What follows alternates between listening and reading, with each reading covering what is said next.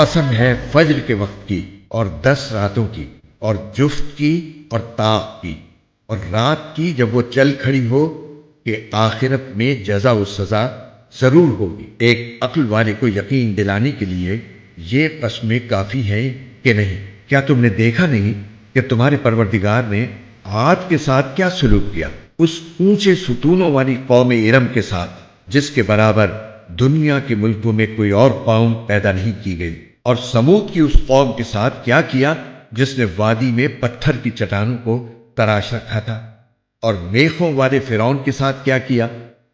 یہ وہ لوگ تھے جنہوں نے دنیا کے ملکوں میں سرکشی اختیار کر لی تھی اور ان میں بہت فساد مچایا تھا، چنانچہ تمہارے پروردگار نے ان پر عذاب کا کوڑا برسا دیا۔ یقین رکھو تمہارا پروردگار سب کو نظر میں رکھے ہوئے ہے، لیکن انسان کا حال یہ ہے کہ جب اس کا پروردگار اسے آزماتا ہے اور انعام و اکرام سے نوازتا ہے تو وہ کہتا ہے کہ میرے پروردگار نے میری عزت دی ہے۔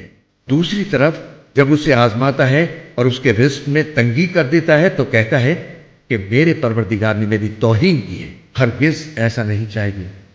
صرف یہی نہیں بلکہ تم یتیم کی عزت نہیں کرتے، مسکینوں کو کھانا کھلانے کی ایک دوسرے کو ترغیب نہیں دیتے، اور میراث کا مال سمیٹ سمیٹ کر کھا جاتے ہو اور مال سے بے حد محبت کرتے ہو۔ ہرگز ایسا نہیں چاہیے۔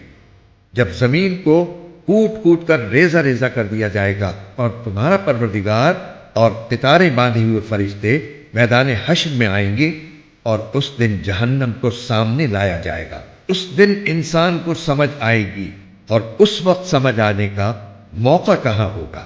وہ کہے گا کہ کاش میں نے اپنی اس زندگی کے لیے کچھ آگے بھیج دیا ہوتا۔ پھر اس دن اللہ کے برابر کوئی عذاب دینے والا نہیں ہوگا اور نہ اس کے جکڑنے کی طرح کوئی جکڑنے والا ہوگا۔ البتہ نیک لوگوں سے کہا جائے گا کہ اے وہ جان جو اللہ کی اطاعت میں چین پا چکی ہے، اپنے پروردگار کی طرف اس طرح لوٹ کر آ جا کہ تو اس سے راضی ہو اور وہ تجھ سے راضی، اور شامل ہو جا میرے نیک بندوں میں اور داخل ہو جا میری جنت میں۔